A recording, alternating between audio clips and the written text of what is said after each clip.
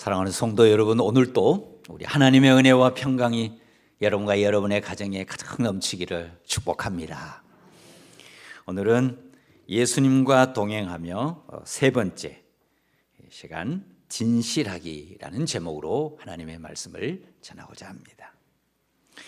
위기의 시대를 살아가면서 우리가 꼭 기억해야 하는 것이 하나 있습니다. 그것은 24시간 예수님과 동행하는 것입니다. 예수님과 동행하면 우리가 어떤 사망의 골짜기를 걷는다 하더라도 반드시 승리합니다. 꼭 기억하시고 24시간 주님과 동행하는 복이 여러분 안에 있기를 축복합니다. 오늘 또 우리가 예수님 뒤에 가까이 따라가면서 예수님의 인격과 예수님의 삶을 닮아가는 그런 시간이 되기를 바랍니다.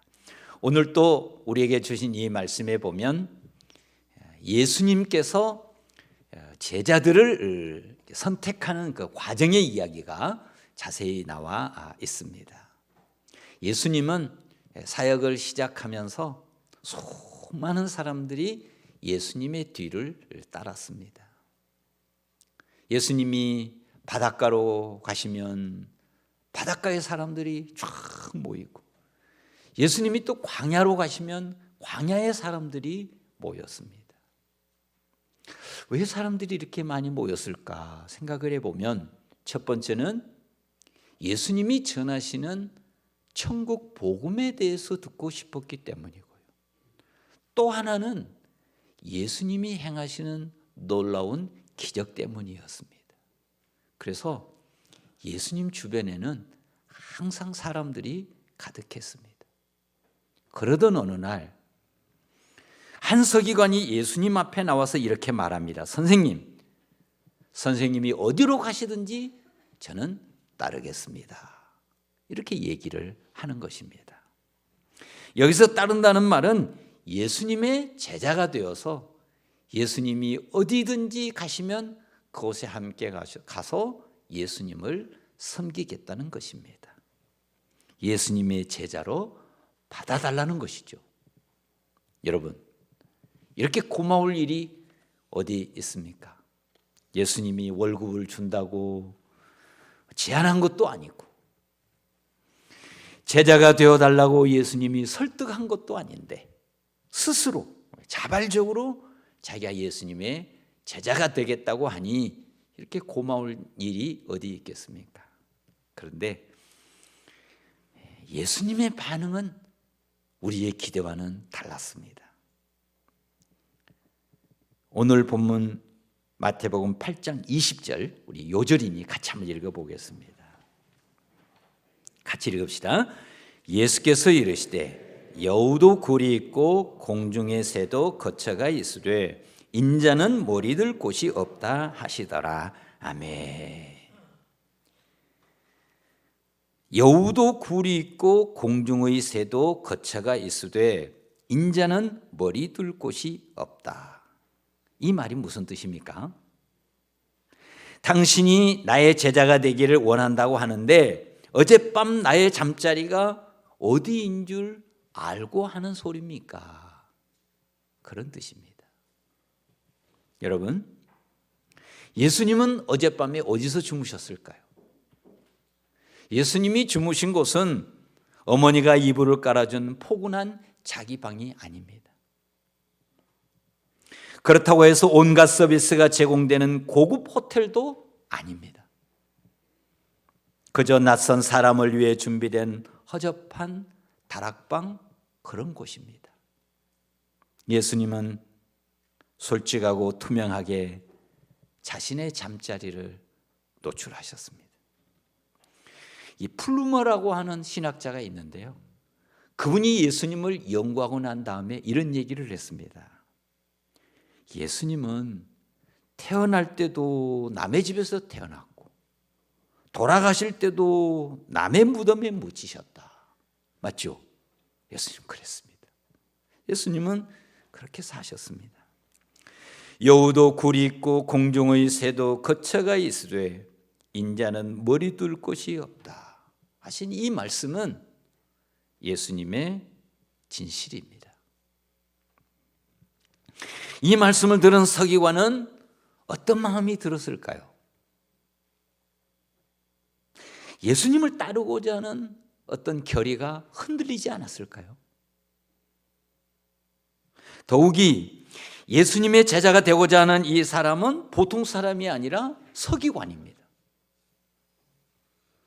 서기관에 대해서 제가 잠깐 설명을 드리면요, 그 당시 서기관은 성경을 필사하는 아주 총명한 사람들이었습니다. 그 당시는 인쇄술이 발달하지 않았기 때문에 주로 성경을 이렇게 필사를 했습니다.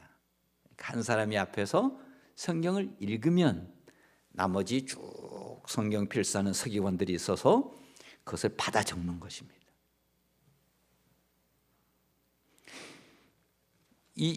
그 당시는 뭐 종이도 많지 않으니까 파피루스 종에다가 이렇게 쓰는 것이니 실수하면 안 되는 거죠. 뿐만 아니라 이 말씀이 하나님의 말씀이니 두렵고 떨리는 마음으로 쓰는 것입니다. 1.1획도 틀리면 안 되는 것입니다.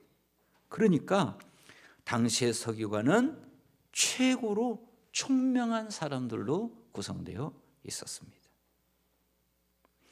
더욱이 이 성경을 기록하다가 여호와라는 단어가 나오면 이 사람들은 성경을 필사하던 일을 잠시 내려놓고 밖에 가서 다 목욕하면서 다시 마음을 수련하고 그리고 다시 방에 들어와서 성경을 필사했습니다. 이 사람들은 정말 그 당시에 가장 경건한 사람들이었습니다. 이들은 랍비들과 함께 성경을 연구하기도 하고 또 가르치기도 했습니다. 그래서 이스라엘 백성들에게 가장 존경받는 지성인들이었습니다. 그런데 여러분, 이런 서기관이 예수님의 제자가 되겠다는 것입니다. 이거 얼마나 기쁜 일입니까? 이러한 서기관이 예수님의 제자가 되면 사람들이 예수님을 얼마나 신뢰하겠어요? 아, 저분은 정말 훌륭하신 분이구나. 그뿐만이 아니죠. 그런 사람이 한 사람이 예수님의 제자가 되면 그 사람으로 인하여 수많은 서기관들이 예수님을 믿게 될 게 아닙니까? 너무너무 좋은 기회예요. 그런데 예수님은 어찌하여 솔직하게 자신을 있는 그대로 노출하는 것입니까? 여우도 굴이 있고 공중의 새도 거처가 있으되 인자는 머리 둘 곳이 없다. 어떻게 이런 말씀을 할 수 있을까요? 왜 예수님은 자신의 있는 모습 그대로 진실하게 말했을까요?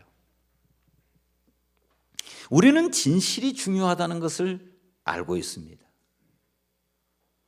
그러나 우리는 거짓이 난무하는 이상한 문화 속에 지금 살아가고 있습니다.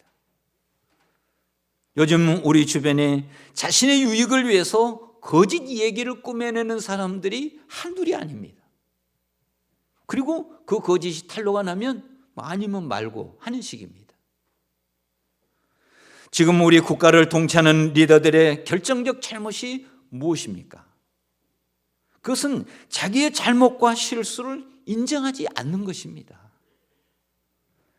오히려 자신의 잘못을 은폐하기 위해서 다른 사람을 공격합니다. 자신의 부족함을 노출하기를 두려워하는 것이죠. 자기를 개방하지 않는 것입니다. 또한 감히 접근할 수 없도록 더 높은 성을 쌓고 있습니다. 그 이유가 무엇입니까? 진실의 중요성을 놓치고 있는 것입니다. 이것은 정말 위험한 일입니다. 옛날 중국에서 있었던 일입니다. 전해 내려오는 얘기인데, 이 북쪽에 있는 영토를 침략해오는 야만적인 오랑캐들이 있었습니다. 그래서 저 오랑캐들을 어떻게 막을 수 있을까? 이게 고민이었어요. 그러다가 마침내 놀라운 전략을 세웠는데 그것은 뭐냐면 높은 성벽을 만드는 것이었습니다. 아주 두터운 성벽을 만드는 것이었어요. 그래서 그렇게 했습니다.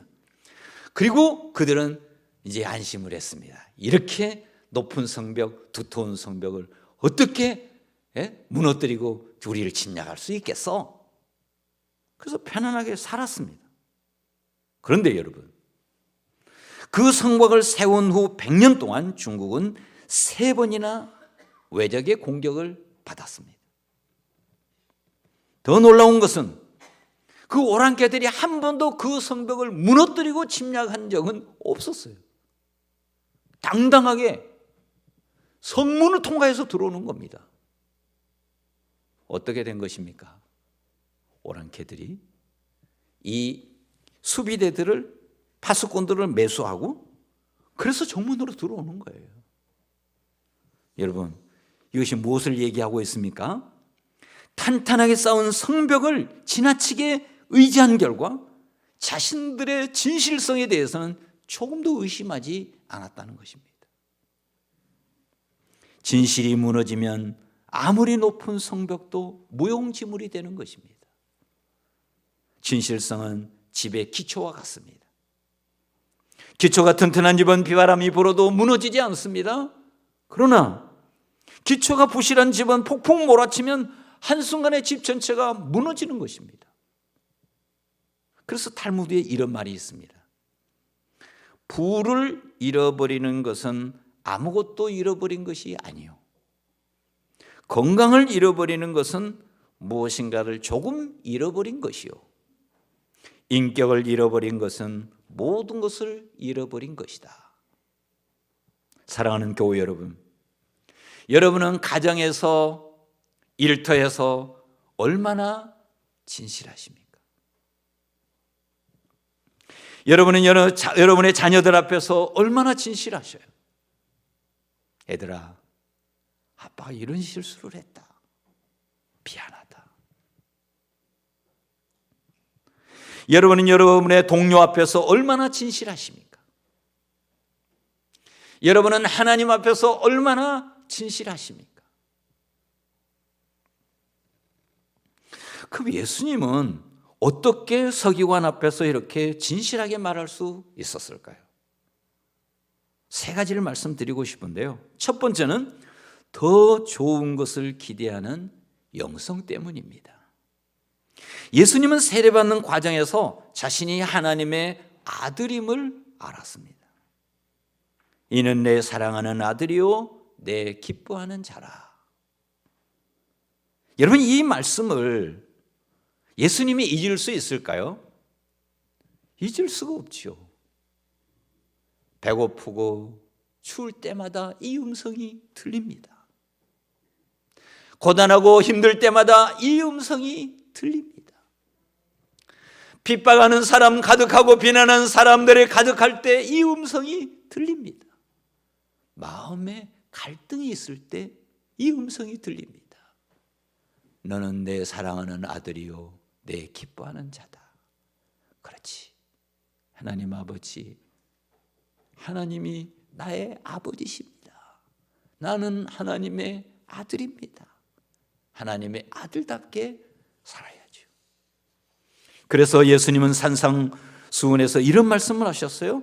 마태복음 6장에 보면 그러므로 염려하기를 무엇을 먹을까, 무엇을 마실까, 무엇을 입을까 하지 말라. 이는 다 이방인들이 구하는 것이라. 너희 하늘 아버지께서 이 모든 것이 너희에게 있어야 할 줄을 아시느니라. 예수님은 생각했습니다. 나의 모든 처지를 아시는 하나님 아버지께서 끝없이 채워주실 것을 믿었어요. 더 나아가 예수님이 이런 말씀하셨습니다. 마태복음 7장에 보면 너희 중에 누가 아들이 떡을 달라 하는데 돌을 주며 생선을 달라 하는데 뱀을 줄 사람이 있겠느냐? 너희가 악한 자라도 좋은 것으로 자식에게 줄 알거든 하물며 하늘에 계신 너희 아버지께서 구하는 자에게 좋은 것으로 주시지 않겠느냐? 좋은 것으로 주시지 않겠느냐? 좋은 것을 주시는 하나님 아버지, 더 좋은 것을 주시는 하나님 아버지. 지금 이 순간 저도 여러분에게 자신 있게 할 수 있는 말 하나가 있습니다. 그것은 제 자녀들에게 저는 언제나 가장 가장 좋은 것을 주기를 원했습니다. 왜요? 아버지니까. 우리 하나님도 마찬가지입니다. 우리에게 가장 좋은 것을 주기를 원하시고 더 좋은 것을 주기를 원하시는 분이 우리 하나님이십니다. 이 하나님을 향한 신뢰가 여러분에게도 있기를 바랍니다. 이 신뢰가 있는 사람은 진실할 수 있어요. 예수님, 서기관이 예수님의 제자가 되면 도움이 되겠죠. 그러나 예수님이 가난하다 하여, 예수님이 잠잘 자리가 마땅하지 않다 하여 그가 예수님을 떠난다면 하나님은 더 좋은 제자를 보내주실 것이다. 이런 믿음이 있는 거죠. 왜? 하나님은 나의 아버지시니. 사랑하는 성도 여러분, 하나님 아버지를 신뢰하시고 진실하게 살아가시기를 축복합니다. 예수님은 자신이 있는 모습 그대로 진실하게 말했습니다. 어떻게 그렇게 진실할 수 있었을까요? 두 번째는 더 높은 것을 추구하는 가치관 때문입니다. 이 서기관이 어떻게 예수님의 제자가 되기로 결심했을까요? 이런 결정을 하는 것은 쉽지 않았겠죠. 그럼에도 불구하고 결단했던 결정적 요인이 무엇이었을까요? 오늘 본문 바로 앞에 16절에 보면 이런 말씀이 있습니다. 저물매 사람들이 귀신 들린 자를 많이 데리고 예수께 오거늘 예수께서 말씀으로 귀신들을 쫓아내시고 병든 자들을 다 고치시니. 이 말의 뜻은 수많은 사람들이 예수님에게 몰려왔습니다. 그 중에 귀신 들린 사람을 데리고 왔어요. 근데 예수님께서 말씀으로 그 귀신을 쫓아내는 거예요. 얼마나 감동적이었겠어요. 그것뿐만이 아닙니다. 수많은 환자들이 예수님께 다가와서 내게 이런 질병이 있습니다 고할 때마다 예수님이 말씀으로 그 환자들을 치료하는 겁니다. 여러분, 그가 무슨 질병에 걸렸든지, 심지어 나병에 걸렸어도 예수님은 그들의 질병을 치료해 주는 거예요. 얼마나 놀랍겠습니까? 얼마나 감동적이었겠어요. 오늘날도 병을 치료하는 일은 그렇게 수월한 일이 아닙니다. 정말 총명한 사람들이 10년, 20년, 30년 한평생 다 바쳐서 연구해도 지금 못 고치는 병이 한두 가지가 아닙니다. 그런데 예수님의 말씀 한마디로 그 질병을 치료할 때 이 사람들에게 미친 영향력은 엄청난 거죠. 이 서기관도 그런 사람 중에 하나입니다. 예수님의 놀라운 능력, 예수님의 위대한 기적, 예수님의 폭발적인 인기, 수많은 사람들로부터 쏟아지는 찬사와 그리고 감탄, 거기에 매료된 거죠. 그래서 예수님의 제자가 되기로 결심했습니다. 그런 그를 향하여 예수님이 말씀하십니다. 여우도 굴이 있고 공중의 새도 거처가 있으되 인자는 머리 둘 곳이 없다. 예수님 왜 이렇게 진실을 말씀하시는 것입니까? 그 이유는 예수님께서는 진정한 가치가 있었습니다. 예수님께 진정한 가치는 놀라운 능력이나 놀라운 기적이나 그리고 폭발적인 인기가 아닙니다.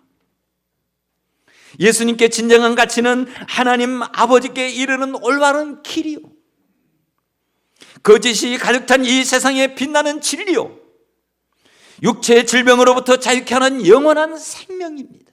그래서 예수님 말씀하셨죠. 나는 길이요 진리요 생명이니라. 이 예수님이 이렇게 말씀하신 뜻이 여기에 있습니다. 예수님은 서기관이 보지 못한 더 높은 가치가 있었습니다. 그가 놀라워하는 능력이나 기적이나 인기뿐만 아니라 그가 쌓은 학문적 지식보다 더 높은 가치, 그가 받은 훈련보다 더 높은 가치가 있었습니다. 그래서 예수님이 제자들에게 말씀하셨어요. 마태복음 16장에 보면 이에 예수께서 제자들에게 이르시되 누구든지 나를 따라오려거든 자기를 부인하고 자기 십자가를 지고 나를 따를 것이니라. 자기를 부인하고 무슨 얘기입니까? 그동안에 가치 있게 여겼던 모든 것들을 다 내려놓으라는 얘기입니다. 왜요? 더 높은 가치를 얻기 위하여. 사도 바울은 그 뜻을 정확하게 깨달았습니다. 예수님의 이 말씀이 무슨 의미인지를 깨달았어요. 그래서 이렇게 고백합니다. 빌립보 3장에 보면 그러나 무엇이든지 내게 유익하던 것을 내가 그리스도를 위하여 다 해로 여길 뿐더러 또한 모든 것을 해로 여김은 내 주 그리스도 예수를 아는 지식이 가장 고상하기 때문이라. 내가 그를 위하여 모든 것을 잃어버리고 배설물로 여김은 그리스도를 얻고 그 안에서 발견되려 함이니. 할렐루야. 그렇습니다. 사도 바울은 그것을 안 거예요. 주님이 내게 주시고자 하는 최고의 가치가 무엇인지 그는 알았습니다. 그래서 나머지를 버리는 거예요. 사람이 진정으로 성장하는데 결정적 요인이 무엇입니까? 그것은 진실입니다. 자신의 내면을 신실하게 살펴보아야 됩니다. 나는 지금 성공과 인기와 명성을 추구하고 있는가? 아니면 예수 안에서 진리와 영생을 추구하고 있는가? 자기 자신을 돌아봐야 됩니다. 예수님, 그분이 어떤 분입니까? 예수님은 질병을 치료하는 능력이 있었으나 가난하게 사셨습니다. 예수님은 영생을 얻는 지혜를 가지고 있었으나 늘 배척받으며 살았습니다. 예수님은 죽은 자를 살리는 권능이 있었으나 십자가에 못 박혀 돌아가셨습니다. 이것이 더 높은 가치로 살아가신 예수님의 삶의 신비입니다. 사랑하는 교회 여러분, 우리 주님이 우리에게 진정으로 주시고자 하는 그 높은 가치를 위하여 나머지 내려놓을 수 있기를 축복합니다. 그러면 진실할 수 있습니다. 세 번째, 예수님은 자신의 있는 모습 그대로 진실하게 말한 이유가 어디 있을까요?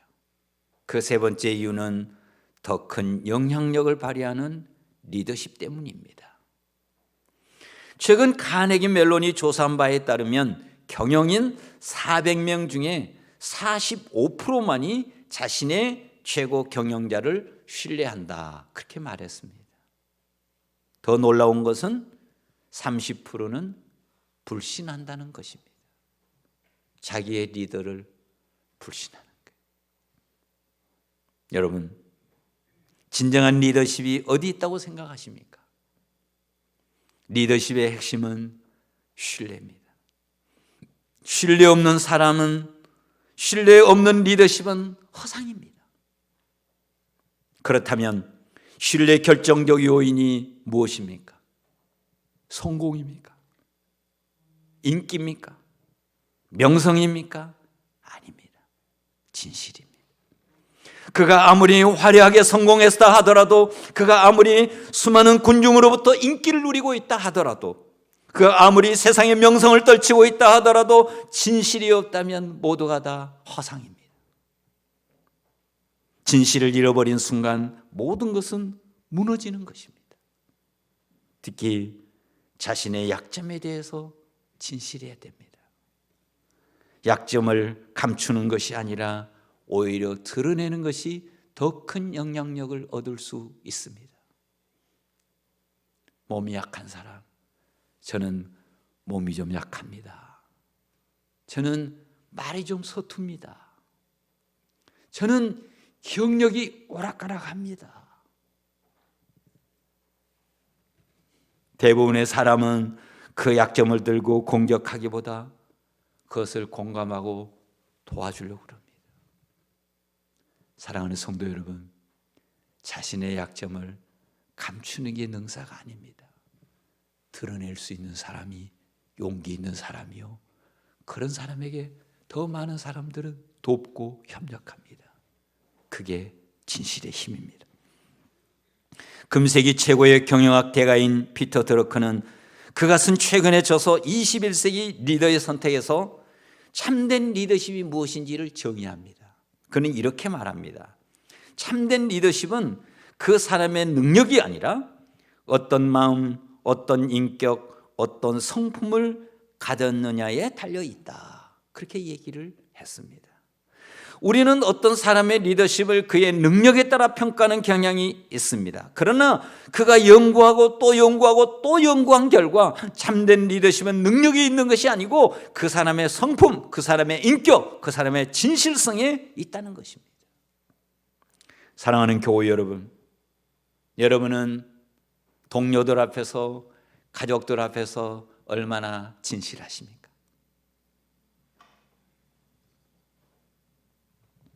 혹시 여러분의 진실을 가로막는 것이 무엇이라고 생각하십니까? 여러분의 영성을 한번 점검해 보십시오. 여러분의 가치관을 한번 점검해 보십시오. 그리고 여러분의 리더십을 점검 한번 해 보십시오. 우리의 삶의 진정한 능력은 성공도 명성도 인기도 아닙니다. 진실입니다. 목사님, 제가 진실한지 진실하지 않는지 어떻게 알 수 있을까요? 제가 몇 가지 질문을 해보겠습니다. 여러분 스스로 한번 돌아보셔요. 나는 누구를 만나든지 똑같은 사람인가? 나는 나보다 다른 사람들의 유익을 먼저 생각하는가? 나는 주위 사람들에게 모범을 보이고 있는가? 나는 굳이 그럴 필요가 없어도 잘못을 즉시 시인하는가? 나는 내가 말하고 행동한 것에 대해 변명 없이 책임을 지는가? 여러분이 그렇다면 진실한 겁니다. 사랑하는 교우 여러분, 진실하기를 원하십니까? 그렇다면 거짓으로 자기를 포장하지 마십시오. 손해를 보더라도 약속을 지키십시오. 타인의 비난을 받더라도 원칙을 준수하십시오. 나의 유익보다 타인의 유익을 먼저 고려하십시오. 자신이 말한 것을 자신이 먼저 실천하십시오. 자신을 사실보다 과장하지 마십시오. 자신의 잘못을 솔직하게 시인하고 사과하십시오. 여러분에게는 놀라운 진실이 머물 겁니다. 설렁탕집을 운영하는 집사님이 있었습니다. 그리고 그 집사님은 목사님이 신방 갔을 때 이런 고백을 했어요. 목사님, 제가 비록 설렁탕 한 그릇을 끓여 파는 사람이지만 설렁탕 한 그릇을 끓여도 예수님을 대접하는 마음으로 끓입니다. 그렇게 얘기를 했습니다. 그분은 예수님께 대접해도 부끄러움이 없는 설렁탕을 끓이려고 최선을 다했습니다. 그래서 그 재료를 살 때도 가장 좋은 곳을 샀습니다. 뼈도 고기도 제일 비싸고 김치를 삶을 때 무며 배추며 고춧가루, 마늘, 생강, 양념 다 좋은 곳으로만 골랐습니다. 그런데 어느 날 뼈국물을 끓이는데 이 뽀얀 국물이 우러나는 게 아니고 누런 국물이 나오는 것입니다. 이게 어떻게 된 거지? 그래서 거래처에 전화를 했더니 그 거래처 사장이 하는 얘기가 미안합니다. 뼈가 바뀐 것 같습니다. 그렇게 얘기하는 겁니다. 그러면서 제가 하나 조언을 해드려도 될까요? 그래요, 말씀 한번 해주셔요. 그랬더니 그분이 그러는 거예요. 사장님, 오늘만 커피 프림을 타시죠. 그러면 뽀얘진다는 거예요. 그런데 이 집사님 네 분이 그날 어떻게 했는지 아십니까? 그날 그 누런 설렁탕 국물 다 하수구에 버렸습니다. 그리고 그날은 장사하지 않기로 하고 문을 닫았습니다. 그리고 가게 앞에 이렇게 썼습니다. 오늘은 설렁탕 재료가 좋지 않아 장사를 못합니다. 그날 찾아왔던 수많은 손님들이 발길을 돌렸습니다. 정말 그날은 많은 손해를 보았습니다. 그런데 놀라운 일이 벌어졌습니다. 그날 이후 그 설렁탕 집은 손님의 발길이 끊이지 않았습니다. 정직하고 진실한 식당으로 소문이 난 것입니다. 그렇게 장사가 잘 되어 분정까지 냈다는 이야기를 들었습니다. 그러나 이분은 돈을 많이 벌기 위해서 그렇게 한 것이 아닙니다. 예수님께 대접하는 마음으로 설렁탕을 끓이고자 하는 그 마음 때문에 그렇게 결정한 것입니다. 남을 나보다 먼저 생각하는 거짓 없는 사람입니다. 그것이 그 집사님의 진실입니다. 진실이 드러나면 그 신뢰는 더 커지고 영향력은 커집니다. 사랑하는 교우 여러분, 우리 그리스도인들이 이런 마음으로 일하고 이런 마음으로 살아가면 그가 어느 직종에서 일하든지 어느 전문 분야에서 일하든지 이러한 진실한 마음으로 일한다면 우리 대한민국은 더 빨리 선진국이 될 것이요, 예수 그리스도의 이름은 더 높아질 것이요, 하나님의 나라는 우리가 가는 곳마다 이루게 될 줄로 믿습니다. 오늘 또 주님은 말씀하십니다.